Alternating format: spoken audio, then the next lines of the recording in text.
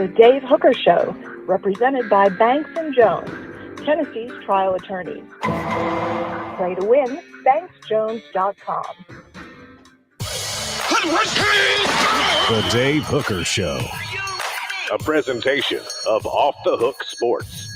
Objective insight, expertise, top guests. Available on YouTube, Apple, Spotify, and the Off the Hook Sports app. Download now for free. Also available on offthehooksports.com. I compute and obey. Now to Dave Hooker. Ready. How about a Kentucky game and everything's pretty much wrapped up? How bizarro is that? We'll talk about the basketball Vols as they are your outright SEC champions for the regular season. And we are officially in March. The Kentucky game has a little bit of a March feel, not really, but we'll discuss that. And if Tennessee should take it a little bit easy. A Friday means Ron Slay joins us. We always love visiting with Ron Slay. Eli Drinkwitz says something crazy once again. And also, a radio show host complains about Dalton Knecht pointing to his championship ring. It feels like a hot take sort of thing to me, but we'll go ahead and blast Andrew Pearl off because he loves it. All right, Caleb Calhoun, how are you, sir? Be sure and hit that like and subscribe button if you are early into the program or if you're watching at different times. We air live at 10 a.m., and Caleb Calhoun is absolutely the man. Caleb, how are you, sir? And a regulation hottie, as Mean Girls would say. So I like. What is a regulation hottie? I don't know, but that's what they told Lindsay Lohan she was when the movie started, and she's like, they're like, don't worry, you'll fit in with the rest of the crowd because you're a regulation hottie. So I like to refer to myself as a regulation hottie. Okay, now, so you can be a regulation hottie. That's fine. I'm perfectly fine with that. Are you an overtime hottie? I have been told I look like two people: Brendan Fraser, not the one in the well. And that movie, by the way, is the most depressing thing ever. And have you seen The Well with Brendan Fraser? I have not. About a morbidly obese man who just wants to die. It's terrible. But, and Brad Pitt. So I've been told by ladies, by the way, that I look like two of those guys. Like so Brendan Fraser and Brad Pitt. Okay. When you first said whale, my first thought went, did someone say you look like Jen McElwain on a shark? That's right. Well, just looking... just take care there, Mr. Sharky. I'm just looking for your blowhole. All right. Sharks don't have a blowhole. What's Dave talking about? Hit the like, subscribe button. Portions of the program brought to you by our good friends at Sports Treasures. I'll tell you more about them here momentarily, carrying over 5 million sports treasures and so much more. Follow on Facebook for the best sports memorabilia daily updates. Just follow them on Facebook. It's easy. Sports Treasures TN. Let's get to today's tough question. Want to talk some hoops? I want to talk some hoops. Here we go. Today's tough question is now, and it's brought to you by our good friend at Rick Terry Jewelry Design. Today's tough question. Take a side. Take a stand. The Dave Hooker Show, a presentation of offthehooksports.com. Let me ask you, Caleb Calhoun, where the Tennessee-Kentucky basketball rivalry ranks among the top rivalries that Tennessee has. So we could go back to Tennessee UConn in the Lady Vols, but I feel like that's kind of dated. So let's go more along the lines of football. So where does this Tennessee-Kentucky basketball rivalry rank compared to football rivalries? And it'll be today's tough question. It's brought to you by our good friend Rick Terry at Rick Terry Jewelry Design. They want to be your jeweler looking for affordable game day jewelry. How about the Fire Opals, a Tennessee tradition? RickTerryJewelry.com. RickTerryJewelry.com. Where does this rivalry rank? Caleb Calhoun, what say you? You guys ready? Do y'all have seatbelts? I'm ready, and I don't have a seatbelt, but I've got a sore back, so I'm sitting up extra straight. Tennessee-Kentucky rivalry is a one-sided rivalry that only Tennessee fans care about, the same way Tennessee-Kentucky football is a one-sided rivalry that only Kentucky fans care about. It's not a real rivalry. Kentucky is the most storied program. Not true. Hold on. I'm just going to say it. Kentucky is the most storied program in all of college basketball history. Tennessee doesn't have a Final Four. Yes, will it mean something to sweep Kentucky this year? Absolutely, you can celebrate it. But in the grand macro scheme of things, I'm sorry, they are massively different levels. Kentucky basketball does not think about Tennessee. Okay. But that would be like asking from Kentucky or South Carolina's perspective what they think of Tennessee as a rival. So I understand your point, but that's kind of mute. You gotta go as they like to say at Halls. But what I want to ask you, though, is from Tennessee's perspective, where does it rank? Is it Kentucky hoops? Is it UConn ladies? Is it Tennessee, Alabama football? Where do you rank it? I rank it significantly below UConn women's and Tennessee, Alabama football, because Tennessee's been competitive with Alabama in football, and there have been championship implications, with women's basketball. And I rank Tennessee, Florida ahead of Kentucky in basketball because, again, for Tennessee, historically, beating Kentucky was just, wow, you beat Kentucky. That's amazing. You beat a great team. Didn't necessarily mean you were a great team. It just meant you beat a great team. Tennessee, I will call this a real rivalry when Tennessee makes a Final Four. Hasn't happened yet. Okay, so I will sit there and say, yes, Tennessee. So I can't sit there and put it on the Alabama level, where in football, historically, Tennessee, Alabama, how many of those games have determined the SEC champion? So many of them. By the way, another one, Tennessee, Auburn in football back in the day, I would have ranked ahead of Tennessee, Kentucky. That Tennessee, Auburn series, Dave, you remember it. A lot of our younger viewers don't remember it. How many years did that game determine the SEC champion? Up until the 90s. I'm going to play a fun little agree-disagree game. Kalen says it's not a rivalry. We haven't been big in basketball, but they've been relevant, and can you look up the history the past 10 years, or actually Bruce Pearl's first year? What was Bruce Pearl's first year? 2005, 2006. Okay. Can you give me the Tennessee-Kentucky series since 2005, 2006? It's like beating them in football. I think Kalen is referring to Kentucky like beating Tennessee would be in basketball. Now, Travis says disagree. Last 20 years are relevant. I totally agree with Travis on that. Hit the like and subscribe button, please. Let's bring more people into the program. And I'm curious, I see Caleb doing the math. What is Tennessee's record against Kentucky since 2014 when Bruce Pearl was hired? 2005, you mean? 11. 2005. Hold on, I'm counting it in my head. 1 second. Okay, he's counting his head, so I'm going to be quiet here, and I'm going to look on the message board for some good input and interaction because Caleb has personally just said, I got to do math. Yeah, Jan says, hold on. Jan says to this 65-year-old ball fan, it's a big deal. I think it should be a big deal when you play Kentucky across the board. All right, Caleb, thoughts? Even since Bruce Pearl was hired at Tennessee, which was 2005, the Vols are 16-25. Which is still a significant losing record. And by the way, Tennessee has never won more. Wait. You told me yesterday that if Tennessee wins 2 or 3 against Georgia, that's good in football. 2 of 5, actually, is what I said. 2 of 5. Sorry. 2 of 5. You're right. That way, if Georgia wins 2 or 3, basically is how I remembered it. You don't have to have a significant rival and beat them 50% of the time. It doesn't always have to be 50%. We are talking about a period going back to when Bruce Pearl was hired, though. Tennessee is 16-25, and that we're in the midst of arguably watching the greatest 20-year stretch in Tennessee basketball history and potentially the worst 20-year stretch in Kentucky basketball history. So Dylan, who's a younger guy, I think by his picture, he looks just like my best friend. So I always see it when he posts. He says, I just don't, it's like if Cindy Crawford were to post, it just like gets my attention. I just don't think the UT-UK rivalry means as much today as it used to. Okay. If that's the case, is it Kentucky's fault?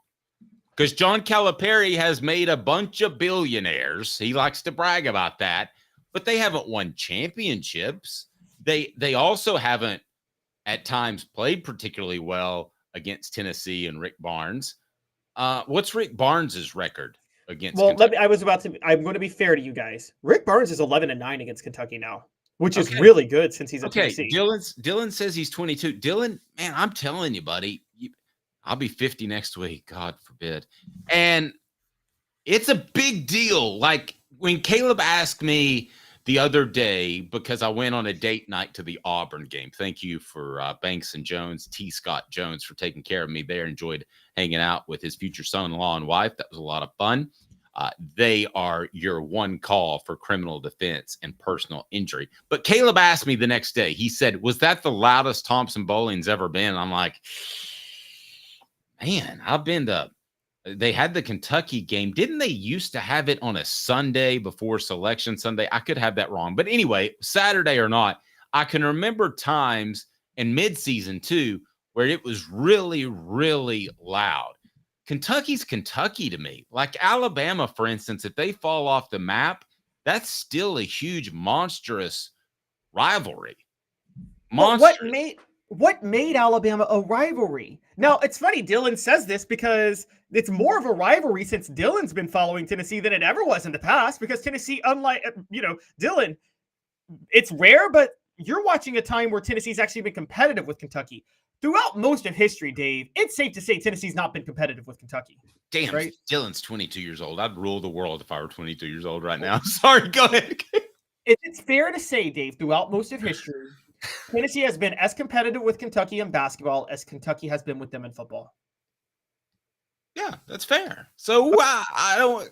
Okay, here's why it's when we talk about rivalries. The reason what made the Alabama game a rivalry?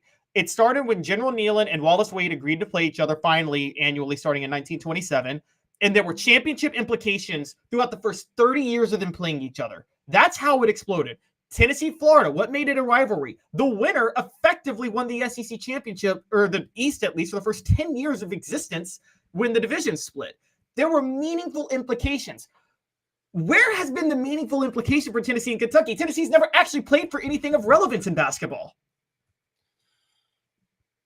You could still have a rivalry. You got to somewhat be on it is a recent rivalry, and I will acknowledge that, but I can't sit there and say like it means that much historically. It's not like Tennessee's going to ever even the series with Kentucky in basketball as long as we're alive. Is that fair to say? Well, yeah, that's very fair to say. But for a long time, Tennessee was number 2 in hoops wins and football wins to Kentucky and Alabama, respectively. So that was something. I wrote a column this morning that is on offthehooksports.com. And let's talk about expansion for a second, because if I'm Greg Sankey, I feel like I'm pretty good at football. I'm going all after Duke and North Carolina to make the SEC a basketball conference as well. So I think Tennessee, Kentucky means something because there are a lot of Tennessee basketball fans. That's shown in our analytics, by the way. And I think there are plenty of Kentucky fans, obviously, plenty of Duke, North Carolina. You could make the SEC the ultimate basketball conference and the ultimate football conference, the two revenue-making sports, boom, bango, just by getting Duke and North Carolina. Now, Caleb, don't slow this down with the ACC has that terrible contract. I know that, and you'd have to overcome that. But what do you think of just purely the concept of it? It depends on how many teams the ACC wants, or the SEC wants, excuse me. No. This is Caitlin says my son's birthday. Somebody else's birthday is on the 12th. Mine's the 13th, 50 years old. But Caleb, I'm not taking anybody else. I'm just taking. No, I disagree. I would take Florida State and Virginia Tech over Duke tomorrow. I wouldn't even think about it. I'd take Virginia over Duke. I'd take Virginia over North Carolina. And so my top team that I would take from that's not in the SEC right now is Virginia.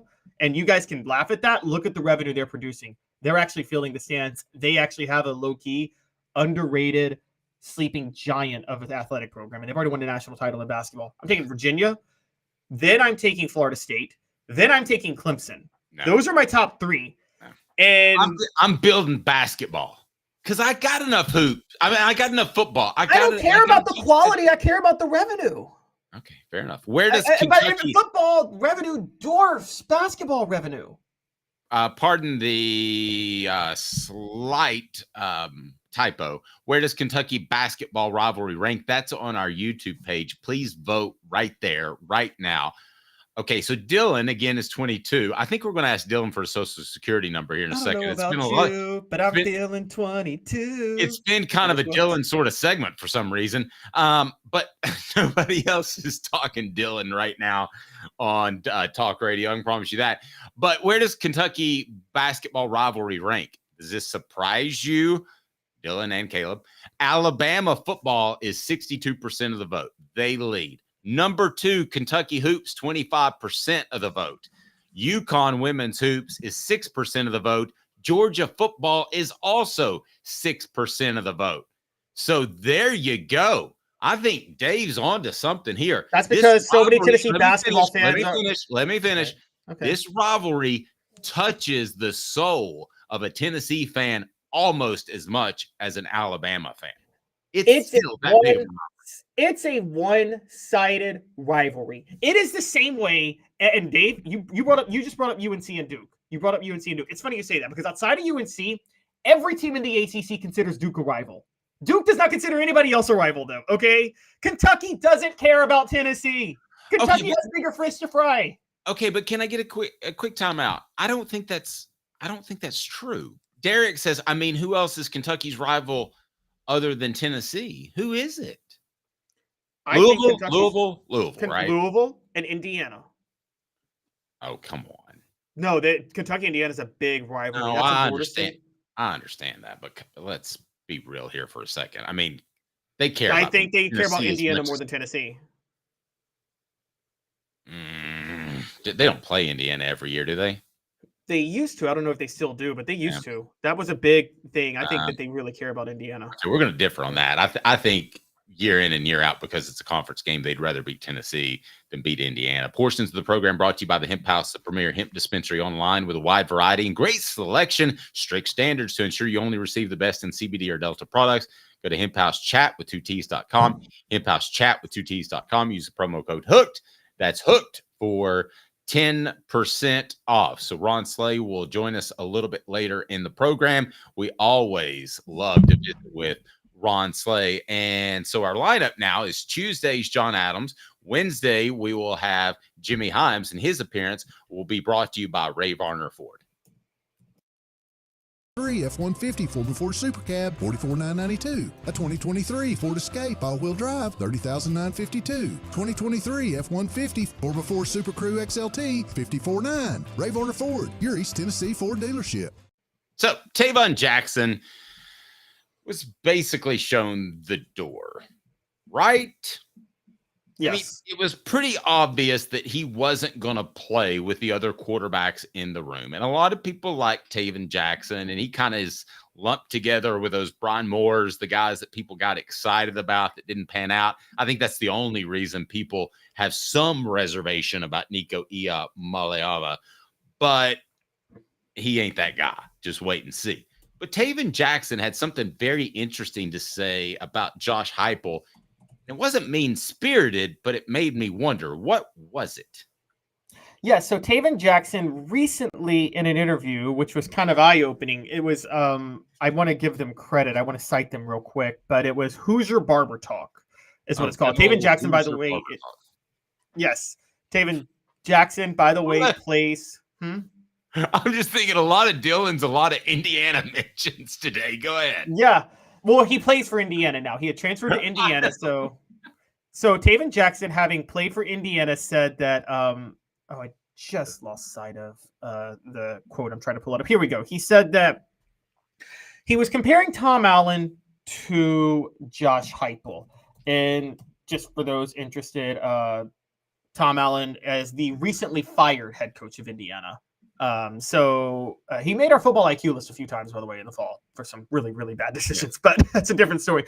He said that, here's Tayven Jackson's quote: "Coaches coach their way. Coach Allen was a different coach than Coach Heupel. They did things differently. Coach Allen, like he loved everyone, LEO, which stands for love each other, like he was true to that. He loved everyone and we loved him. And I love Coach Heupel. Coach Heupel was more strict and stuff like that." So the thing that stands out is he said Heupel was more strict. I love this. I just love this. And I'm going to tell you why I love this. There's a couple of different reasons. One is that my one concern about Josh Heupel, I'll just be real honest with you, is that maybe he was too soft behind closed doors. And that was a real concern that I had for Tennessee and the future of the program. So apparently he's not. And I think he's shown that throughout his time. But this kumbaya feel that they have does concern me a little bit, but not very much, like 10%. I think they'll be fine. But the other reason I love this is because, let me tell you something. That Josh Heupel guy who's really nice and nice to fans and supposedly has kumbaya feel, he can be a hard A. And I love that. He basically knew that Tayven Jackson couldn't play, and he said, listen, dude, you can call me strict, mean, whatever you want to, but it ain't working for you. He didn't say it like that, but he showed him the door. BetUS 125% bonus on your first 3 deposits plus 10% gamblers insurance. Click on the link below. Again, BetUS. Caleb, can Josh Heupel be a hard A? Your answer brought to you by BetUS. America's favorite sportsbook and casino. Live betting and racebook. We're celebrating 30 years with a historic offer. A 125% sign-up bonus on your first 3 deposits. Plus 10% gambler's insurance. Get started today. BetUS, where the game begins. Can Josh Heupel be a hard A? And you love it. I think he can be a hard A on the quarterbacks specifically. I think that's where he's hardest. Heupel did an interview with J.D. Pickle recently talking about quarterback development. Guys, I'm just going to spare you the time. He doesn't say anything worth talking about because Josh Heupel never, ever says anything worth talking about. And I don't want to throw On 3 or J.D. Pickle under the bus. This is true. We were talking about it, and I'm driving in. I'm like, should I call and request Josh Heupel? I'm like, what the? Oh, that's not going to help. Yeah, exactly, right? I mean, what's the end game? We get him on and bore everybody? That doesn't mean he's not a great coach. But I think he's a hard A on more than just the quarterbacks. What about that T. Lynn J. Dixon? Somebody help me on the message board. What was his name? T. Lynn Dixon. The running back, Lynn J. Dixon, who was there for 2 weeks. 2 weeks. He showed up and he was like, I don't think you're a fit. Get out of here. Well, that kid didn't really have any place to go at that point. Not really. And I love it. I think that Josh Heupel is the ultimate. I want it to be like, I want it to be one of the titles of this segment. And that is, I think he's the ultimate nice hard A, or the quiet hard A. I think he is the guy who says it to you really in a nice way. Hey, I hope you're having a great day. But by the way, your license was expired as well. So I'm going to have to give you that ticket plus the speeding ticket. Not that this just happened to me recently, but Caleb, I think he's that guy. He says it in a nice way, but he basically passive aggressive is what you're saying. That's the word I was looking for. Thank you. And he says, Tayven, you've been working really hard there. But bottom line is you're not going to play. I mean, if you say that to a kid, you don't have to say anything else. This whole pooling scholarships thing is not that difficult, and it's not that new. People think it's brand new. Caleb, it's not. It's happened for years. Yeah, no, it's never been actually a new thing. Pulling scholarships is something that you didn't do it because you kind of the market determined, would work its way out. Like if you pulled a lot of scholarships, you're not going to get a lot of recruits because they don't want to take that chance. So there was an incentive to not do it back in the day. Is that fair to say? Yeah. Now, of course, Derek Dooley, I don't know if you remember this, campaign for being able to pull scholarships in season if a player wasn't performing. I know, just a cut. Yeah. November the 15th is cut day in college football. We call it Dooley Day. And he wonders why he couldn't recruit. When you're out there campaigning for being allowed to pull player scholarships for not performing, and then you're wondering why you can't get top 5 talent to come to you. Can you imagine for a second going to a guy in the middle of the season and saying, I'm sorry, you're done. Thanks for all the hard work in August and the spring, but we're good here. You're not playing. Portions of the program brought to you by Don Self. Don Self, customer service matters for Don Self. 40 years in experience, greater Chattanooga area. Call 423-396-2126 or go to donself.net, donself.net, 423-396-2126. right below donzelf.net. And I wonder if he's a little bit of a hard day with some of his defensive players, because I don't think they bent over backwards to pay Tyler Barron, did they? Now, maybe that was a Tim Banks decision, and he was the tough guy in that. Good cop, bad cop. I don't know. But, Caleb, I don't think this is – I guess you and I may disagree a little bit. I don't think this is limited to just quarterbacks. I think he's a hard-nosed, expects a lot coach, but says it in a nice way. Well, okay, with Tyler Barron, there is this guy who kind of a known hard A, and his name is Rodney Garner. And Those two didn't get along. Yeah, the thing exactly. So here's the thing that you ever worked at the way that Josh Heupel, the way you're describing Josh Heupel, is the way that a lot of corporate managers are like. You know what I mean? We're like they're the what's it, Office Space? Yeah, I'm gonna need you here this weekend. No, you're talking about middle management. Okay, yeah, he's not middle management. He's upper management. He's the. Have you ever been in a business? Like one time, for some reason, I was talking to a radio station in Atlanta, and the owner, who's worth $250 million, wanted to meet with me, and we had lunch together. Okay, those guys are of a different ilk, right, than middle management. Yeah, yes, that is true. I mean, Heupel's not that. Heupel's the guy who wasn't on Office Space because he was actually somewhere making the money and having success. Oh, okay. I see what you're saying. Yeah, that makes sense. Yeah. But he may say, yeah, you can't play quarterback. It'd be awesome if he said it like that. But like what? But that's not that. He said Heupel was strict. So I want to know what he did that was strict. It'd be one thing if he was like Heupel's passive aggressive and said you can't play quarterback, and Heupel's pushed people into the transfer portal. But he said Heupel was strict. I want to know what Heupel said. Like, does Heupel have like a strict set of rules? And then if you break it, it's like, yeah, you broke this rule, so you're not going to play today. I'm sorry. I can't have you. Like, when Jeremy Bates got into the fight with Hendon Hooker, you think Heupel very nicely was like, Jeremy, I'm not going to let you play today. You're going to have to sit out this game. Like, in a really nice way. I don't think it was that. I think strict, comes from the players. I think the whole program is more strict. I think if you don't show up for a workout, that you're admonished by your players and coaches. That's what I think he means by that. All right, so he's okay, because that's actually the opposite than a Fulmer, who Heupel seems nicer to his players than even Fulmer did, but Fulmer seemed like he was way too friendly to his players towards the end, right? Over the last way too much of a player's coach, and that's what I wondered about Josh Heupel, but I don't have that concern anymore. The show represented by Banks and Jones for criminal defense and personal injury attorney. You got to go Banks and Jones. Counselor Jones will take care of you. Banks and Jones? Well, it's because they're Tennessee's trial attorney. You can play to win with Banks and Jones because they'll go to trial. You've heard of other lawyers. They say they'll go to trial and fight for you. They won't. They just want to settle. That's the easiest way out. Well, that's not Banks and Jones, led by T. Scott Jones. They won't settle. They'll go to trial for you. Tennessee's trial attorney. They play to win. Truly, Tennessee's trial attorney when it comes to criminal defense or personal injury. Why settle?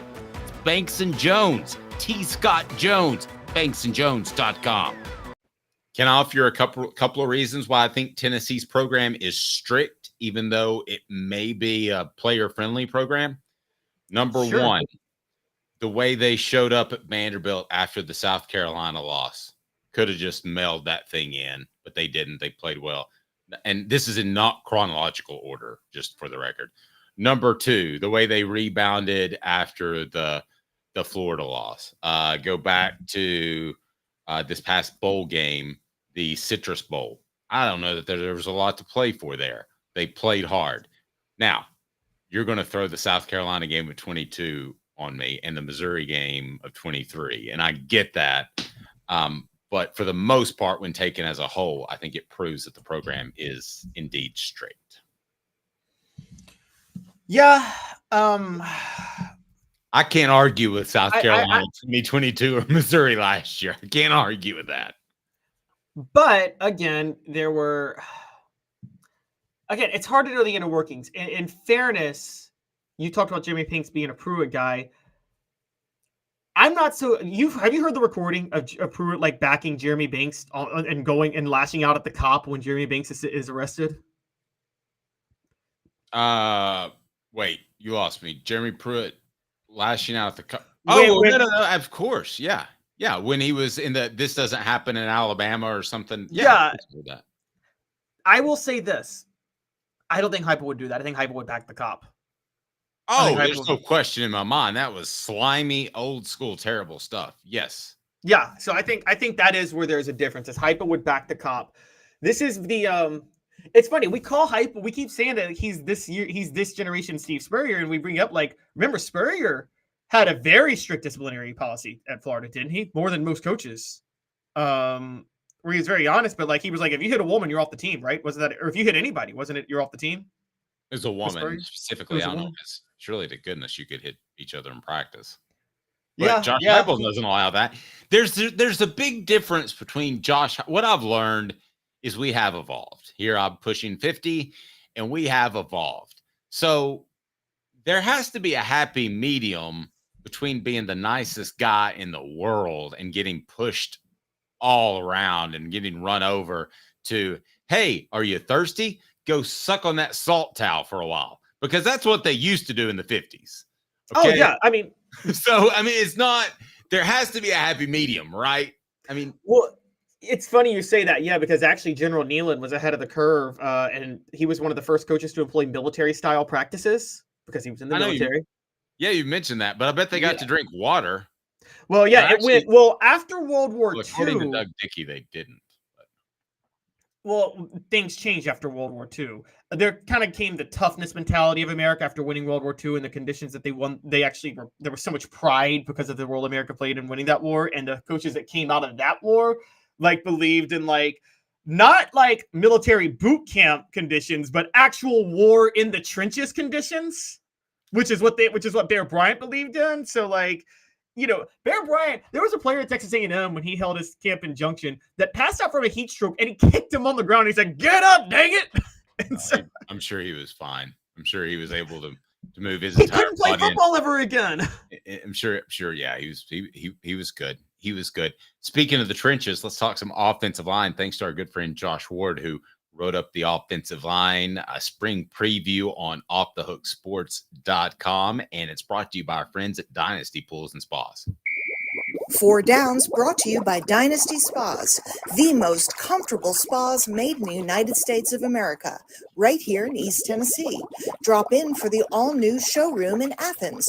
Dynasty Spas, perfect for all 4 seasons. 4 Downs, presented by Off the Hook Sports. So in general, I think we would agree that Tennessee's offensive line was very much a question mark heading into December, but now should be a strength. Would you agree with that? Yes, it should be a huge strength. There are still a couple of questions about the line, but by and large, I would say you should be happy with where it's at. Okay, I completely agree with that. All right, so let's take a look at a Tennessee football spring preview brought to you by our good friends at Dynasty Pools and Spas. Cooper, first, we're going to jump in this hot tub. What should we do? Cooper Mays here. Hit like and subscribe. Oh, yeah. What down? Coop here. First down. First down is written by Josh Ward on offthehooksports.com. The big story: Tennessee hopes its mix of veteran experience combined with young talent will develop into one of the SEC's top offensive line groups. The biggest story is the return of offensive tackle John Campbell Jr., center Cooper Mays, and right guard Javontes Spraggins. I'll say this right here, right now. If Tennessee doesn't have one of the top 2 offensive lines in the SEC, it's a disappointment. Am I wrong or right on first down? Oh, I think you're right. Given what they've added, it's a huge disappointment if they don't have one of the top 2 offensive lines in the SEC. Offensive linemen. That's back when Brent Schaefer and Eric Ainge were freshmen quarterbacks. You wouldn't say freshman quarterbacks. I remember Haywood Harris came and go, "Hey, you remember Haywood Harris?" Oh, I remember Haywood Harris. Yeah. Who, by the way, funny enough about Haywood Harris, if you were talking, he one time said Tennessee football's biggest rivalry is Kentucky. He did Yeah, I say remember that. And he came in and I'm going to tell you something, boy. That's the way he always talk to you. And he said, it's fresh man, not men, or vice versa. And I was like, I didn't write that story. Cooper Mays here.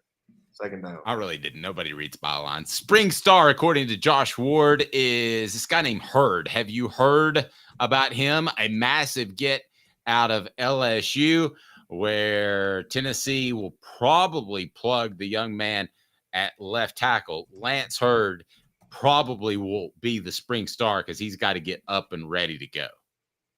Oh, yeah, Lance Hurd is. I mean, this is a huge target for Tennessee. It sets them up at tackle. Now with them moving John Campbell over to right tackle. And Dave, as you have talked about, they've done a very good job at moving tackles different spots in the offseason. I wonder with the chemistry factor, but, the guy who is telling y'all to like and subscribe and setting up our downs is probably going to have a huge role in helping with that in his leadership. So I kind of think like and subscribe. Yeah, so it kind of reminds me of, do you remember when Randy Moss went to New England and everybody's like, Randy Moss is a head case and it's going to cause problems? It's like, not with Tom Brady, though. Not with Tom Brady there. Okay, and I was wrong. Fred White, by the way, was in our new Sentinel draft, and he picked Tom Brady number 1, a quarterback, and Randy Moss number 2. And I said, that's the dumbest pick ever because you always pick running backs, and he won the whole league. He beat everybody in the Sentinel. Third down. The big question is, what will Tennessee do at left guard, right? Andre Currig, it's time Can't to grow play. up. Can't But play. either that or it's time to grow up. Yeah, one of the two. And I don't feel bad saying that because he took a lot of NIL money to go to Tennessee. Is that fair? Another transfer? Very fair. And Jackson Lampley, I appreciate what you did in the NIL case and all that. That's fun that you went and gave your yeah, he was so necessary, Dave. He was so crucial. There's no question Tennessee loses that without Jackson loses without the Lampley review. But I'm just joking. Jackson, I'm just joking. But one of those two guys has to step up and be the left guard and be ready to go. What down is it, Coop? All SEC center Cooper Mays here. Fourth down. What is the ultimate goal for spring camp? And it's brought to you by our good friends, Dynasty Pools and Spas, right there in Athens. They deliver fantastic showroom. Mention Off the Hook Sports, get $500 off.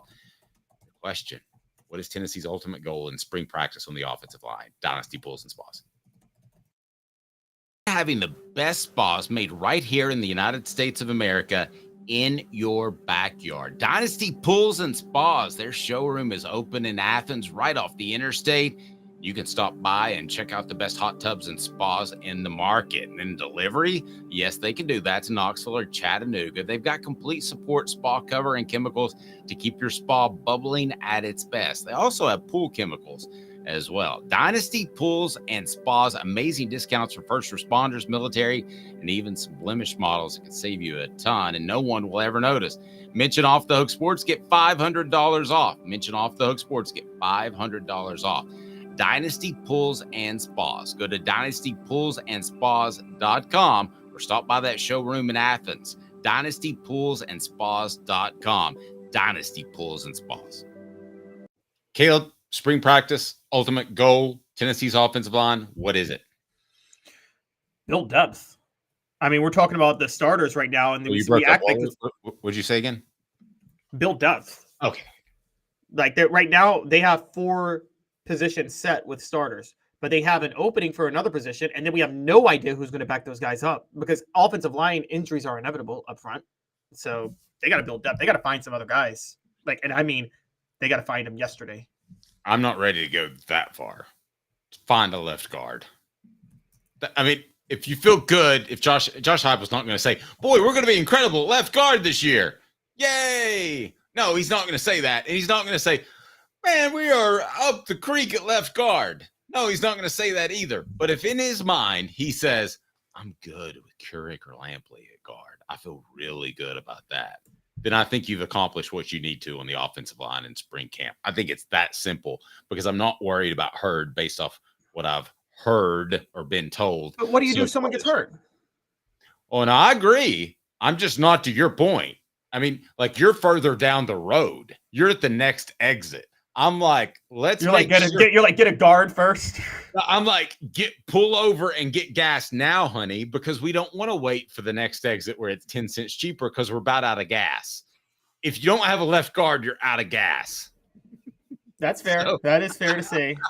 Just give me, I'll tell you what, I'll take the splash and go. I'll take $5 to get to your exit where I can fill it up for 10 cents cheaper. How about that? Okay. I just don't have enough faith in the left guard position yet to be able to say that. But depth is important, and it's going to be really important in 2025. Stay tuned. Coming up on the program, we're going to visit with Ron Slay. You just can't beat that. And I love visiting with Caleb Calhoun too. But Ron's place pretty awesome. Stay tuned. More after this. Off the Hook Sports. Got cataracts? We can fix that. Never miss another moment. With a little help from Doctors Campbell, Cunningham, Taylor, and Hahn at cctis.com.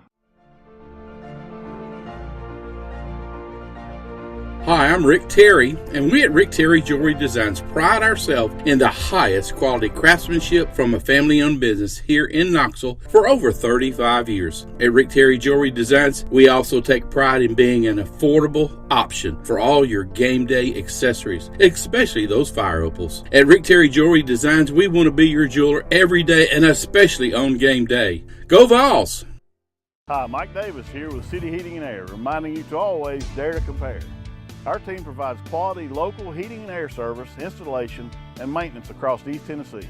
We use only the best equipment like American Standard heating and air conditioning for your residential, new construction, or commercial needs. Honesty, dependability, and customer satisfaction have been the cornerstones of our business since 1961. City Heat and Air. Dare to compare.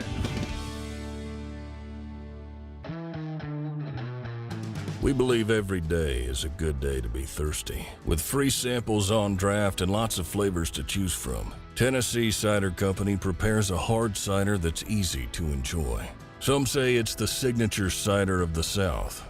Others say it's the cure to your craving. They all say you'll savor every sip. The area of Gatlinburg has so much to offer, and so does Tennessee Cider Company. Add us to your list for shopping and fun experiences. You'll be glad you made the trip. Find our cidery in the Mountain Mall on the Gatlinburg Parkway. Sip smart. Sip the good stuff. Sip Tennessee Cider Company. Thirsty yet? Doors open at 10 a.m. The Dave Hooker Show, represented by Banks & Jones, Tennessee's trial attorneys. Play to win, banksjones.com. Who's this guy? Hello, wizard. The Dave Hooker Show, Who? a presentation of Off the Hook Sports. What? YouTube, Apple, Spotify, and the free Off the Hook Sports app. Back to Dave Hooker. Yeah, somebody hot, Caleb. Jan says, already went to the webpage, offthehooksports.com, to leave another comment. Says, I commented that the UT-Kentucky basketball rivalry is a big deal Friday morning. Reason being, I grew up in Southwest Virginia in Buchanan County. The county bordered Pike County, Kentucky. I grew up in the 70s where Kentucky basketball was a juggernaut. Kentucky fans of that area were such basketball snobs. They gloated generally twice a season. My father went to UT after the war and grew up near Kingsport. My brother and I grew up UT fans. We didn't go to UT, but ardent fans nonetheless. To me, beating Kentucky in basketball is a big deal, and it will be as long as I'm alive. Okay, so Caleb, he's saying that he took a beat down for much of his fandom when he was rooting for Tennessee against Kentucky. My question is this for you. Alabama laid a big beat down on Tennessee for the better part of a decade, 2 decades. Does that not make them a rival? Tennessee has had moments, significant periods where they were competitive with Alabama. There were significant periods where those games had national championship implications. Tell me when a Tennessee-Kentucky series has had championship implications. Spare me. Okay, Tennessee-Alabama means a lot more, even if Alabama has been dominant the last 10, 15 years. I can point to plenty of games dating back to the 20s where the winner determined the conference champion in the old Southern Conference and the national champion. Okay, I want to be honest with you. I love it. I'm genuinely surprised that you don't love the the series and you don't like it nearly as much as I also let me be fair on this too. I'm going to be fair on something, and this goes back to our college football playoff talk. But by the way, when we do our This Day in Vol history, it has a Kentucky tie. You'll love where I'm going with it because it's really funny, actually. But I don't value college basketball rivalries because of the NCAA tournament. And this is what's going to happen with college football, by the way. You guys just wait. With the college football playoff, the same thing is going to happen. I don't care when number 2 UNC plays number 1 Duke in college basketball because they're both going to the tournament. Because the sport is just stupid like that. They make a 3-week, they ruin the whole regular season because they want a 3-week circus in March. Okay? And because of that, college basketball rivalries to me mean nothing. I know Ron Slay is going to come on, and it's going to be lucky that we're not in the same room because he might just want to not cold cock me for saying that. But good for you. Yes, but I don't care about college basketball rivalries because of the stupidity of a 68-team tournament. All right. Okay. I can appreciate that. Eli Drinkwitz. It's almost like we could do a daily Eli Drinkwitz segment. I mean, I don't know if it would be brought to you by, I don't know, what's out of Missouri? Is anything Bush, Anheuser-Busch? Yummy. Eli Drinkwitz explained the stand on business line. Tell me about this, because he runs up to Josh Heupel after he put everything, the load up term that Caleb uses sometimes that I kind of wonder about. They loaded up for Tennessee, totally different defensive approach altogether. Beat Tennessee, beat them soundly, kudos. And he goes, "We stand on business, Josh." Midlife crisis. That's what he said. He goes, "I'm going through a midlife crisis, Josh." Okay, sorry. Okay, so Josh, that's incredibly rude to say to someone, to rub their nose in it. It's almost as bad as running up the score. I actually think what he did was worse than Josh Heupel running up the score in 2022. But what's his excuse for, "We stand on business, Josh"? I love your interpretation too. I'm sorry. That's my impression of Eli Drinkwitz. "You stand on business, Josh." And Eli, a lot of people don't know this, but Eli Drinkwitz is a big fan of Boundless Moving. Boundless Moving, Josh, from 2-hour minimum to turnkey operations. No, really, Boundless Moving, they have you covered. Their motto is personal service without limits, not just a tagline. It's part of who they are. They're in our DNA, right down below. Boundless Moving in Carolina and East Tennessee. Okay, so what's his excuse? I think his excuse, I'm just going to say it right now, is BS because he's acting like he didn't want to say this. And he absolutely wanted to say this. So stand on business, Josh. Here's what he said. He said, he said, stand on business was apparently the phrase for the defense the whole week. And he said, "I told the defense if they stood on business that I would tell the head coach that after the game. And they did it." And then he said, they were walking. He said the players were walking right behind him. So he goes, quote, "They were walking right behind me to make sure I did it. I had 2 choices, either look like a jackass nationally by saying it or look like a jackass to my team for not saying it." Peyton, there's no choice there. Peyton, they're like, that is total bullshit. You would have said that after the game in the post-game press conference. You would say, I want to apologize to Josh Heupel. I told my defense that I would do this. You wouldn't wait until March to drop this on somebody. You stand in business, Josh.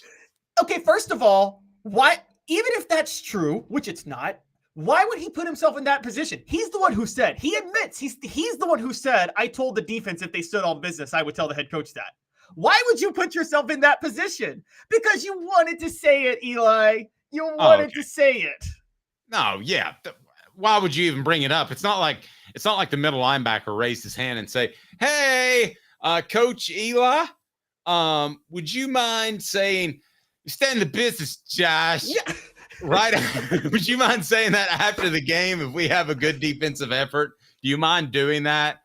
Nobody would say that. This is the worst, most stupid lie in the world. And the timing of it, that it's in March, is bizarro. You could have said that did they go to a bowl? Yeah, they went to a New Year's Six bowl and beat Ohio State. I know. But you could have said that during the bowl game, media opportunities. You could have said that after the game. You could have said that on your Monday meeting. I want to start this press conference with just apologizing to Josh Heupel. I promised my team something that I would say. I probably should have made that promise, but I wanted to uphold that promise to them. I've got nothing but respect for Josh Heupel and his program. That's what he should have said. And that's what he would have said if this was a promise. This is just a darn lie. You know what it is? They're like, that is total bullshit. Yes. Thank you. Complete lie. I totally agree. A total lie. He is the I don't like this word because it's such a 90s phrase, but he really is the dorkiest coach of like all he time. is. Okay, so which lie's worse? All right, so let's compare them. Now, I got to be fair to him. He's a better coach than he's got a bunch more IQ points than the coach I'm about to name. But honestly, if you just turn on the lights in someone's brain, they have more IQ points than the coach I'm about to name. So, which lie is worse, this one or Butch Jones's Shy Tuttle fell on a helmet?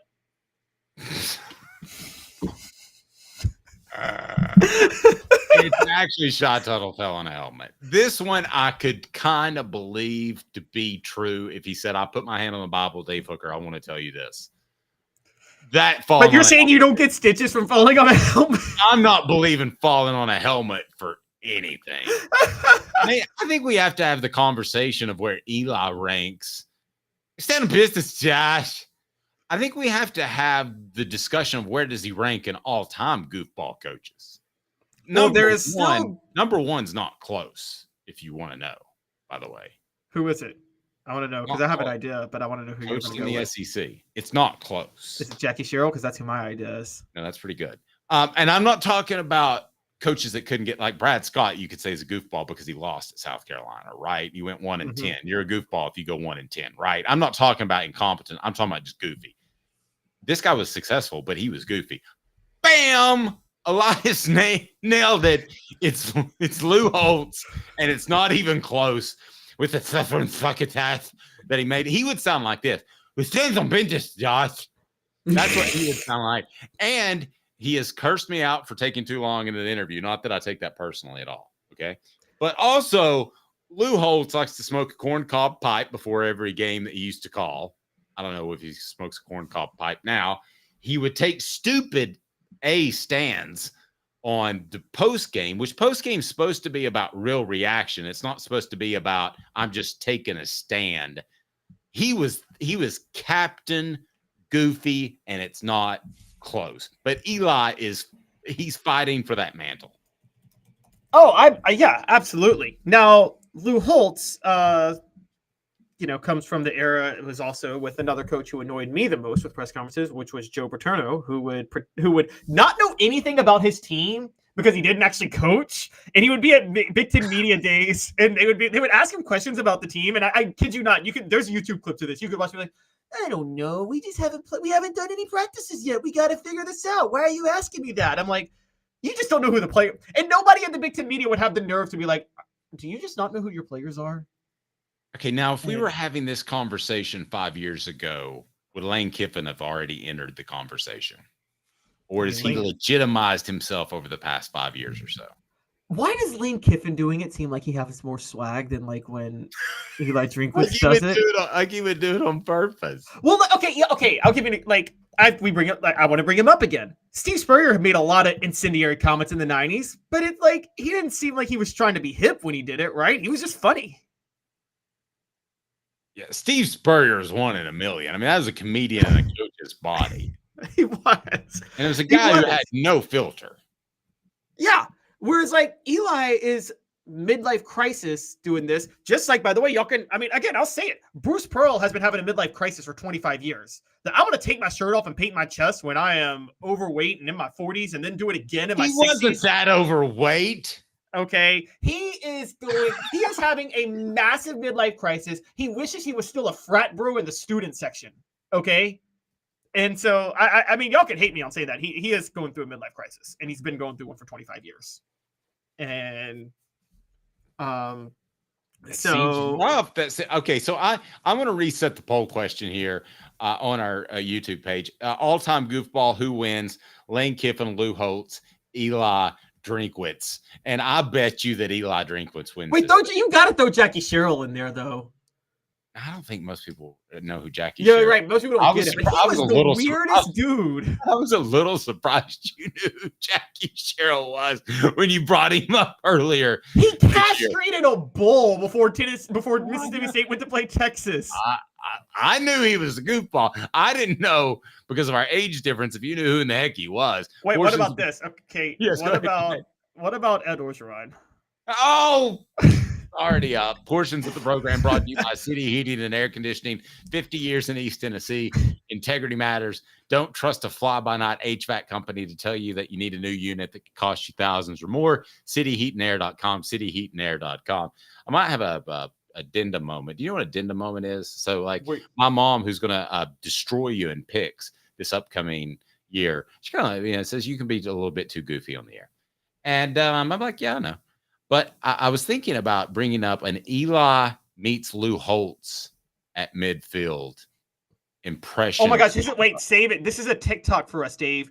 We're doing this as a TikTok and a YouTube short. You can play Eli. You can play Lou Holtz. I'll play Eli. Because I can't do it. I'm going to do it myself because I'm excited about it. And I'll include you in the next one. All right. So. Oh, wow. Okay. Stand on business, Josh. Wait, speaking of, before Ron, we got to hit this day in Tennessee history because it involves another goofball. Okay, we'll do it. Okay. All right. Stand on business, Josh. Let me tell you something. You step away from me. I'm Lou Holtz. I coached at Notre Dame. There's my impression. You only get that once. This day in Tennessee sports history is brought to you by City Heating and Air Conditioning. 50 years in East Tennessee. Integrity matters. CityHeatandAir.com. What do you got for us this day in Tennessee sports history? This is Tennessee basketball when they had a beloved Wade Houston as head coach, who was a goofball in his own right. Can we agree with that? Like sands through the hourglass. Wade Houston loved to watch some daytime drama. Tennessee in the SEC tournament on March the 8th, 1991. They had a losing record. They were terrible. They finished year 12-22, but they upset number 18 Mississippi State 87-70. And there was a belief that they could actually be one of those magical teams that wins their conference in a tournament and an upset run and make the NCAA tournament. Wade Houston came out and said, "This is a new day and we're a new team." And then 2 days later, they got blown out by Alabama 88-69. And who was the coach at Alabama at the time? Who was the coach at Alabama at the time? I got to look that up. His name was Wimp Sanderson. Oh yeah, Wimp Sanderson. He was a really good talk show host. Okay. So actually, a lot of people don't know this, but Wade, rest his soul. I'm just joking, Wade. But Wade Houston is still alive. I don't think he is. Because it's funny you talk about his love for soap operas. He decided that he and his wife would produce a PBS documentary about themselves and their philanthropic efforts and all the stuff they do in the community last year. I just killed Wade Houston accidentally. He is still alive, isn't he? Yes, he and his wife did a show last year on PBS, the Allison Wade Houston story, about them growing up and being philanthropic in segregated Kentucky and Tennessee. It's like, so he watched enough soap operas to learn how to produce a documentary about himself. Fair enough. Hit the like and subscribe button. Hit the like and subscribe button. But he actually went out there to Wimp Sanderson and he said, "What is it on my son, Wimp?" Kaylin.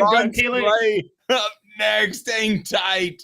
2 minutes, and it's the sleigh ride on Off the Hook Sports. Sand and salt water, the beach is a very relaxing place. Unless you wear contacts. Ow!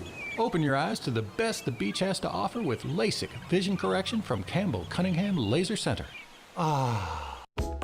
Sports Treasures in North Knoxville is one of the South's largest sports cards and memorabilia dealers, featuring over 10 million sports cards from vintage to modern. Sports Treasures carries a full line of hobby boxes, singles, autographed memorabilia, Tennessee Vol collectibles, fan cave decorations, and so much more. See a museum full of collectibles at Sports Treasures, 4819 North Broadway in Fountain City, and Sports Treasures on Facebook. Sports Treasures, where the real sports fan goes to shop. Have you seen the latest TriStar Hats Co. product? TriStar Hats Co.? What's that? You know, those really cool hats, shirts, tumblers, and even license plates with 3 stars like the official Tennessee flag and stripes like the American flag. Pretty patriotic if you ask me. Ah, gotcha. Seen those. Those are cool. Where can I get them? Simple. TriStarHatsCo.com. And if you order now, there's 10% on any order $50 or more. Plus, use the promo code HOOKED. With the promo code HOOKED, you get 10% off. That's hooked. And don't forget free shipping with any order over $50. Stock up at TriStarHatsCo.com. That's TriStarHatsCo.com. There are plenty of wannabes out there, so make sure you go to TriStarHatsCo.com for the best quality and customer service. Will do, and I'll be sure to use the promo code HOOKED. That's hooked when I do to save an additional 10% off. TriStarHatsCo.com. TriStar Hats Co. is a trademark of TriStar Hats Co. LLC. Any use without express written consent is prohibited. I'm going to take a second to tell you about my good friend Ray Varner at Ray Varner Ford. He takes care of you with decades of credibility and honesty and the best selection that you're going to find. So here are some of the fine products he has on the lot. Again, that's Ray Varner Ford in Clinton. Welcome to Ray Varner Ford in Clinton, where every turn meets new possibilities and every mile celebrates the cutting-edge innovation within our Ford lineup. Elevate your journey in this new 2023 F-150 4x4 Super Cab, $44,992. A 2023 Ford Escape all-wheel drive, $30,952. 2023 F-150 4x4 Super Crew XLT, $54,900. Local you trust, innovation you can afford. Ray Varner Ford, your East Tennessee Ford dealership. The Dave Hooker Show, represented by Banks & Jones, Tennessee's trial attorneys. Excuse me, Your Honor. Play to win, banksjones.com. Who's this guy? Hello, wizard. The Dave Hooker Show, Who? a presentation of Off the Hook Sports, What? YouTube, Apple, Spotify, and the free Off the Hook Sports app. Back to Dave Hooker. More importantly, back to Ron Slay. Ron Slay, the former Vol, joins us now. He's a VFL. And he stands on business. Mother or something like that. I've always jived with this guy. Ron's appearance brought to you by our friends at Dynasty Pools and Spas. I'll tell you more about them. And Caleb has an interesting suggestion. Caleb, what you got today, brother? Oh my gosh. I don't know where this is. This could get Ron so mad that he could get in the car, drive to where Caleb is, and beat him down. Because you say it, Caleb. I'm afraid to say it. I'm afraid to break the internet. Well, again, Ron, we were just talking about Eli Drinkwitz. So are you going to come to me and say we stand on business like he does? And yeah, that's what I do. I think Tennessee basketball clinched the outright SEC regular season title Wednesday. I'm not a big believer in seeding 2 versus 1 matters in the NCAA tournament. They have been playing their starters, mostly Zakai Ziegler, way too many minutes for the past month and a half. I think Rick Barnes should rest his starters until the NCAA tournament. Rest of the way. Crazy. Tracy Morgan on the program. You notice the crazier idea, Ron, the longer it takes for Caleb to set it up. Yeah, it's all a warm up. No, Caleb, you can't do that. You can't do that. Why not? This ain't the NBA. 2, you as a younger athlete that's not professional yet, you have to be able to keep your rhythm because you don't. Pros have a switch that you can turn on and off. College students don't have a switch. College athletes don't have a switch you can turn on and off. Ain't no ifs, ands, or buts. You want to keep a rhythm. So, you don't want to do that. Now, I'm all for, getting up 20 and pulling everybody, and let's get the reserves in there and play. But, nah, man. And I'm also for, getting everybody experience in the SEC tournament. Especially winning that Friday game and not putting so much onus on winning the tournament. I think, man, when you look at it, the way the tournament is set up, that's the closest thing you're going to get to the NCAA tournament. You know what I mean? But no, But we ain't resting, especially against Kentucky. Like, what? No. That's right. No, That's right, they can play 40 minutes in this game.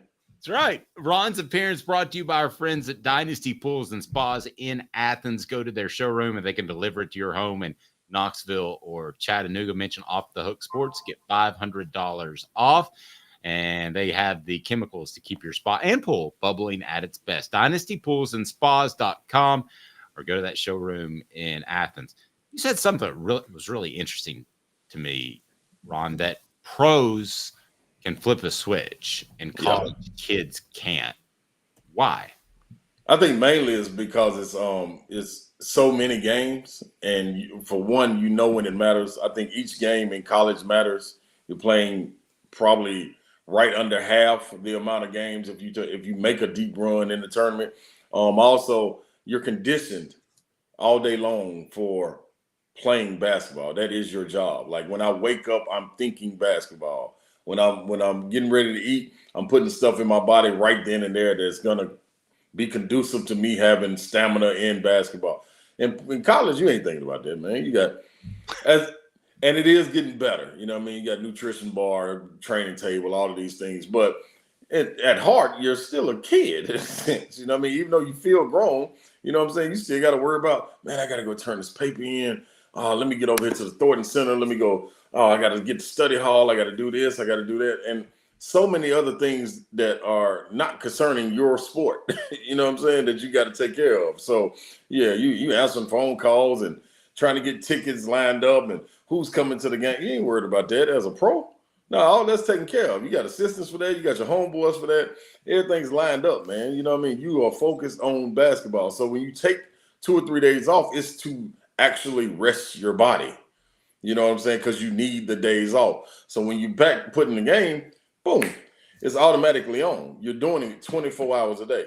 School, you got. I mean, in college, you got too many other distractions, man.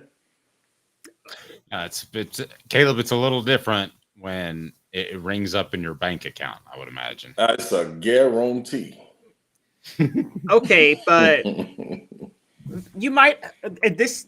I want to apply this specifically to the person who I think has been logging too many minutes, Zakai Ziegler. Okay. I've watched Ron. I gotta be honest. I feel like Zakai can turn it on whenever he wants to turn it on. I feel like Zakai only knows one way, and that is to go 1,000% every time he's out on the court. Yeah, I can agree with that. But when it comes to the minutes being played, coming from a guy that tore his ACL, it's not enough minutes in the game for you to play. You want to make up for all of that lost time that you had, that you were sitting there watching, and I can guarantee you are not tired. You're in the best physical shape that you've ever been in because the rehab turns a switch in your mind that's totally different than you were before you got injured.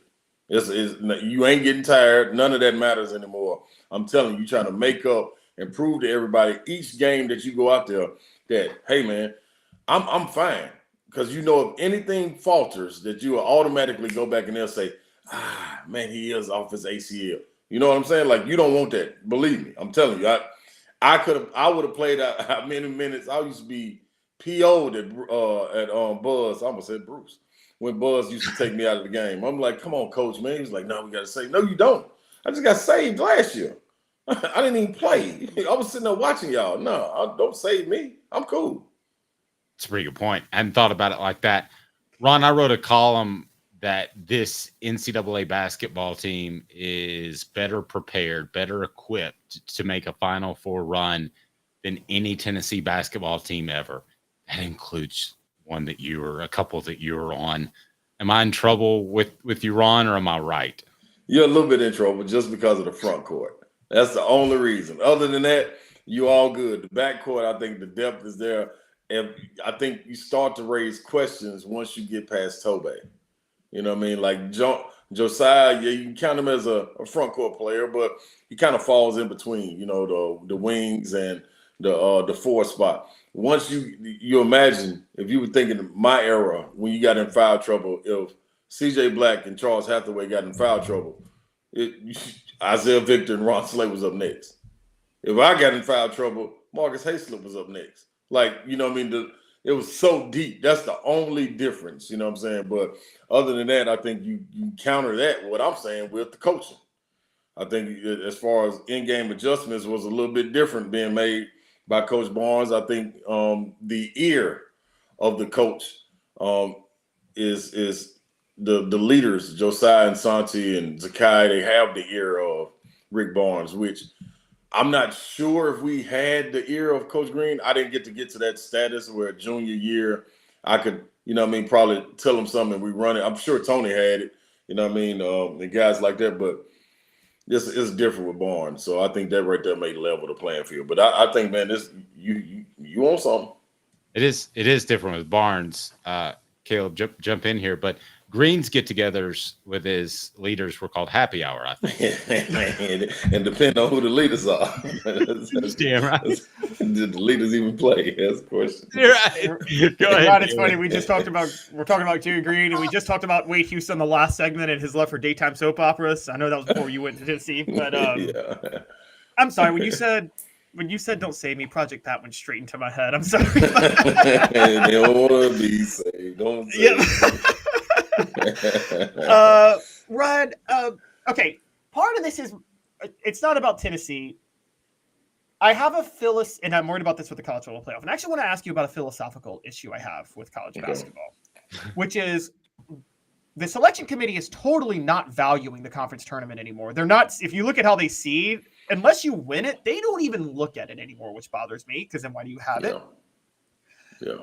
And I feel like there needs to be more regular season rewards. So half the reason I talked about resting the starters is to show up college basketball, to say, like, if you get a number 1 seed, I feel like you should play the first weekend at home, like in women's basketball. What do you think of making some changes to that, giving you some reward for actually doing the work in the regular season? Wow.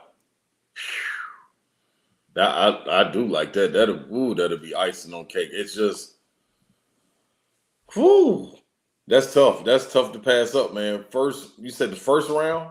First weekend. First whole weekend. You're at entire weekend. Just like the women's game. That's like the women's game. That's dope right there, man.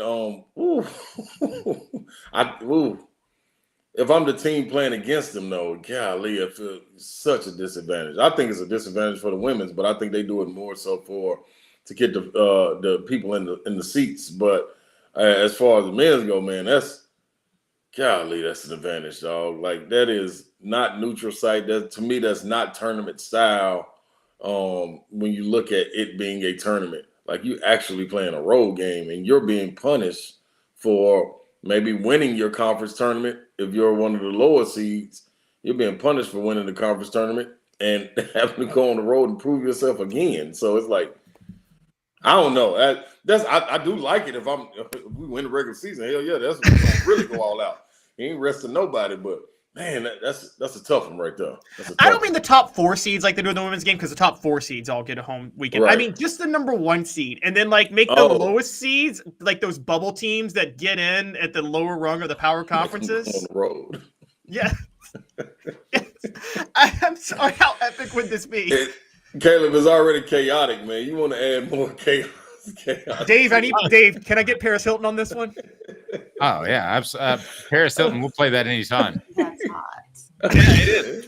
Hey, that's kind of good. I'm up for the 128 team. Yeah, jeez, that's too many, man. They're gonna give everybody the first 64 all buys. Then now wait, you're in an NFL town. About a third of the NFL teams make the playoffs. Why not a third of the college basketball team? This is true. This is true. Yeah. Does it hold the same? Does it hold the same? Will it hold the same? Like it won't be held in the same esteem, man. Like that's too many teams. Yeah, fair enough. Why have a regular season at that point? There you go. You might as well have a tournament starting in January. Then they really cut our season short. We get snubbed anyway because of football. Show me the shirt there. Oh, boom, baby. Yeah, the boomerang. Can I put that on my merch shop, and then maybe we can both make some coin off of it? We'll throw that out there. Do I get a wholesale price if I do that?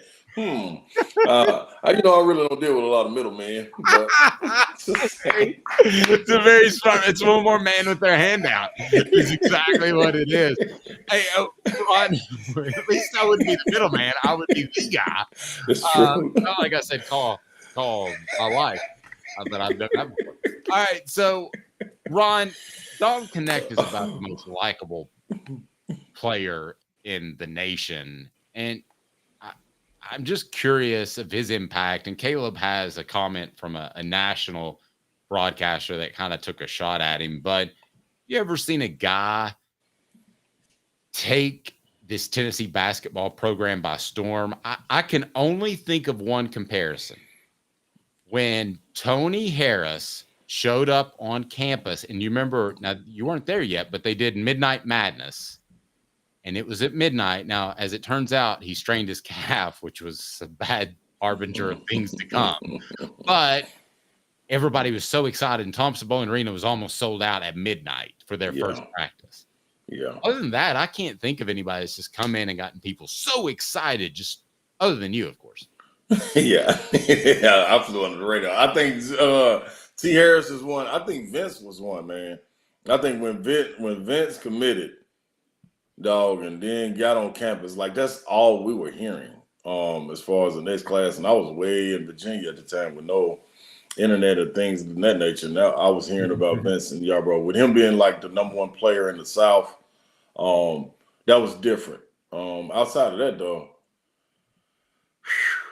I can't think of one, man. I can't think of one like this. And the funny thing is, all of this happened before Tony, the build-up before Tony and Vince got there. You know what I'm saying? Dalton, you heard about, but you wasn't sure. Like to see him be able to gather this momentum all of a sudden after that Michigan State game, it was like, whoa, what are we seeing? And then the repeat. And it's just been steady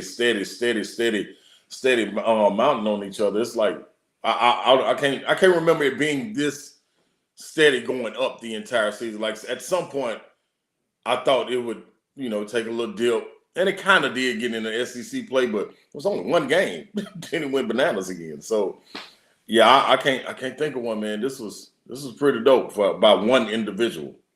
Ron's appearance brought to you by our good friends at Dynasty Pools and Spas right there in Athens. They have the showroom. They deliver to Chattanooga or Knoxville. Incredible Dynasty Pools and Spas. Go to their websites right down below to learn more. Caleb?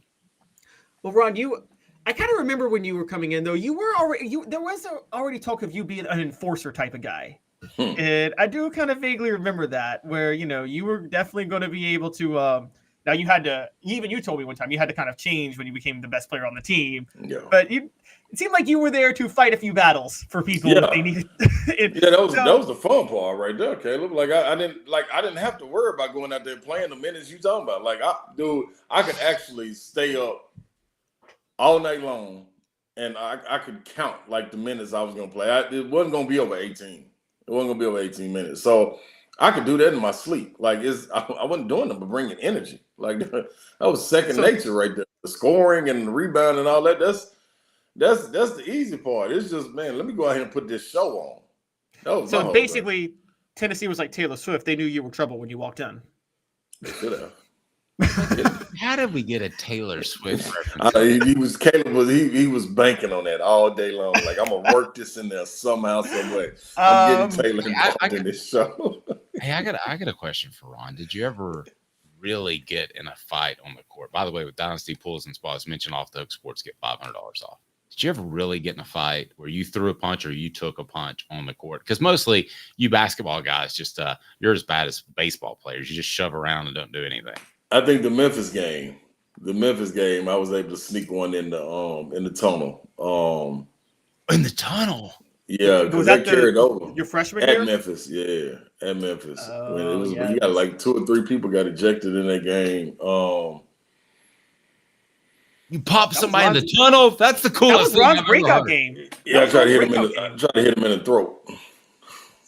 Okay, just paint the picture. We're going to be quiet. Ron, tell us a story. No, it was I think CJ Black and somebody got into it underneath the basket for a second and went over to break it up. And somehow, I don't remember if it was halftime or who got ejected or what. Somehow we were in the tunnel and together. And they were talking, we was talking, and I went to like push them in the throat, and it kind of hit me. So I ain't really just still on them, you know what I mean? Nothing like that. But you know, I'll take that. if it was gonna be a fine given out, I'll take that. I'll take that punishment.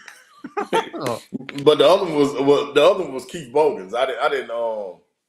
So when I was a freshman or sophomore, I used to let my nails grow for times when it was gonna be jump balls or it was gonna be a scrap for the ball, 50-50 balls, and if it was gonna be a pile up, I was cool with being under the pile because I was just gonna scratch everybody like Wolverine.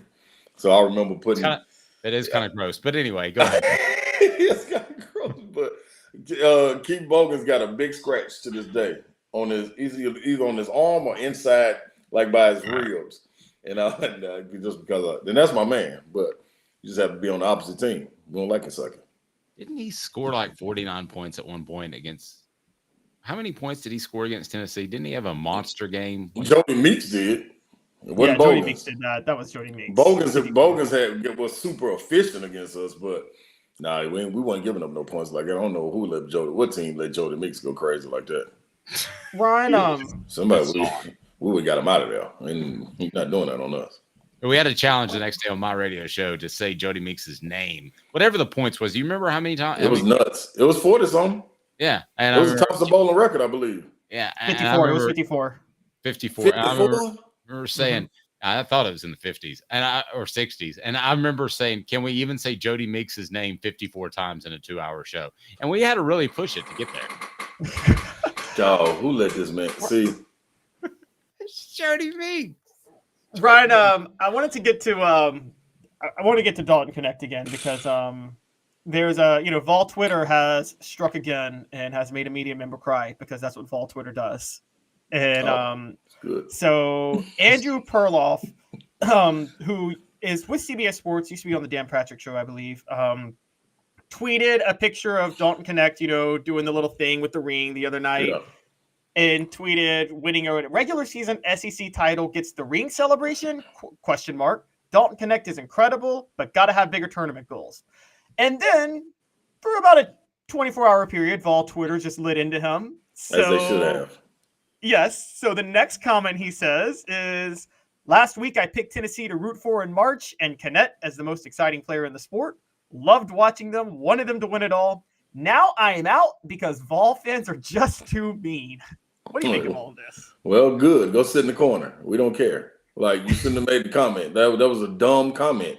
You make a comment saying that you should have more, you should have bigger tournament goals. Newsflash, this was regular season. This wasn't a tournament. So what are we talking about tournament goals? We ain't even made it to the tournament yet. We ain't even made it to the conference. Like, let's handle this. Let's check this off the list first. Like, you just want us to skip over, and then all the flack would be about, oh, they don't even really care. Look at them. They just let go of the rope, man. They all focused on the tournament. Why would they do that? They squandered an opportunity to get a 1 seed.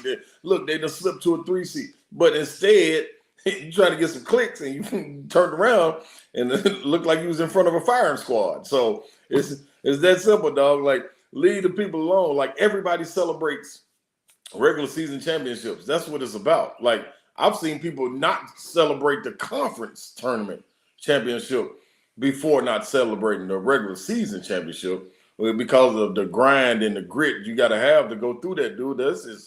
It's treacherous getting through the SEC, man. I remember Kentucky going 16-0 my senior year, and I'm like, dude, I don't know how y'all got there. Like, we were supposed to beat them at home. It was a bunch of times, man. And that takes a different kind of fortitude and mental capacity, dog, to run through a regular season that way and to come out in this. Like, imagine where this would have been if they had lost. It would have been a 5-team tie, vying for first place. And you talking about what? Don't celebrate it. What? Are you crazy? No, you must be nuts. So that would have been like telling South Carolina, don't celebrate it. Don't celebrate the regular season. What are you doing? Like, you guys are on the roll. Get ready for the conference tournament. Go win that. Go win the NCAA. Man, it's checkpoints throughout the season. You know what I'm saying? You want to first take care of the non-conference schedule. Then you take care of your conference schedule. Then you get to the conference tournament. It's like it's season too long to be not celebrating, man. That was a dumb take. I totally agree. And I'm with you. I always felt like the conference regular season title mattered more. That's why, to our previous conversation, I wanted a little more reward for the work you do in the regular season for the tournament, because the tournament is such a circus to me. And it's like the regular season is such a grind. And shouldn't there be more reward for the work you put in to win a regular season Power 5 conference championship? Caleb, you should have been a NASCAR driver, because you always know how to circle back around. Like it ain't no ifs. It's like, how did you bring that all the way back around to your point that you made 15 minutes ago? I thought he was going to work in a Dynasty Pools and Spas read too. I got an Avril Lavigne quote next. You want another artist? I think I'm gonna go see her in a work. Ron, I'm expecting, but I might have to leave my wife at home to go see Avril Lavigne when she comes. So. Hey, Liz, you better do it now, because when that baby get here, you can forget about it. But I mean, well, I actually wasn't going to go there, but you brought up the grind of the regular season. But like, you know, it's really. And by the way, NASCAR. It's funny. NASCAR ruined its own sport by the Chase Cup. So. Yeah. And guess what though, Caleb? To your point, man, like to win it outright. Yes. You know what I'm saying? Like that is a lot of things got to go right. And if they were to lose that game, like in typical Vol fashion, I think it would have been fine for them to lose that game, and then it all come down to this Kentucky game to go win the SEC. We would have been like, oh yeah, this is it. But to go walk into Saturday on senior day and look at it and say, you know what? This is a free fall. This is payback for what y'all did to Chris Lofton Jersey night. This is payback because this is a rivalry. This is senior day. We're going to go out on top, and we ain't got nothing on the line. We just get to go and have fun. Oh, Lord. This is beautiful. This couldn't have been drawn up any better than this. This is storybook right here, man. This is what you look for. So, yeah, man, that was nuts. That was a silly comment. All right, Ron, how do we follow your work on the magical terrestrial radio signal and the magical worldwide interweb that Al Gore should have invented sooner so that you knew more when you were scouting? I think it was Louisville. How do we follow your work, in other words? 104.5 is on every Monday through Friday, 3 to 6, man, locked and loaded. Then SEC Network Wednesday, and I'll be on that Saturday as well. And then SEC Tournament will be locked and loaded, man, right there on the set, right there in Bridgestone. The Ron Slay on Instagram and Twitter and Facebook. Ain't hard to find, man. You can always order the Boom Boom Room shirts. Hit me in the DM. Hey, did y'all feel that? That was Jay Billis shaking in his boots. That guy's gonna be doing a podcast with me one day. Hey, Ron, the great. Karen of college basketball now with the court storming. Yeah. Ron, get out of here. Enjoy the weekend. You know we love you, man. People again can DM you if they want the Boom Boom Room shirt. That's right. And you're always. You're great on Twitter. I need to be more like you on Twitter. Thank you. I try to respond. Well, Twitter is basically reflective of Ron Slay's personality. Damn right. Playfully in your face. Well, some people take it too far, but Ron is the man. Thank you, Ron. I see y'all. Go Vols. Ron Slay. It's Tennessee, Kentucky. Thank you, Caleb, for saying that was a great segment, because I did enjoy that quite a bit. All right, you ready to give away a Tennessee versus the NCAA t-shirt? Because that's let's go. Let's do it. What we're giving away. So I'm going to go ahead, and if you want to pull up our Hooker's Corner page, do want to tease that, because we would love for people to join, and you can join for just $9.98, and you will be able to access an absolute ton of content in terms of recruiting and some early sneak peek aspects of being a part of the program. We would love for you to do that. And also, we respond to your comments. They're on Hooker's Corner. If you want to scroll down, we'll show some of the things that are already on there. Again, it's just $9.98 a month. So if you look and see, we already have things to know about 2024 signee Bennett Warren, Tennessee football spring preview tight end. So those are free teases that you get right there. We've got an elite offensive tackle. So again, just $9.98. I'm going to go ahead and put the link into the chat because I know I often forget that. People are like, Dave, how do we join if you don't do that? So here you go. Bingo, bango. If you want to join, we'd certainly appreciate that. Yep. All right. So bingo, bango, combo. We actually talked about him yesterday. All right. So let's go ahead and we're going to bring that down and we're going to bring up the big wheel. So the big wheel is our paid subscribers for keep on turning. Hooker's Corner. That's right. That's a great song. Tina Turner is. You can take your Taylor Swift all day long. I'm going Tina Turner. All right. So here we have our paid members of Hooker's Corner. We want you to be a John. Who is the winner of State of Tennessee versus NCAA t-shirt, brought to you by our very good friends at Apex Apparel Group. Apex Apparel Group, call now, 865-919-3001. Call Tyler or just go to orderapexapparelgroup.com.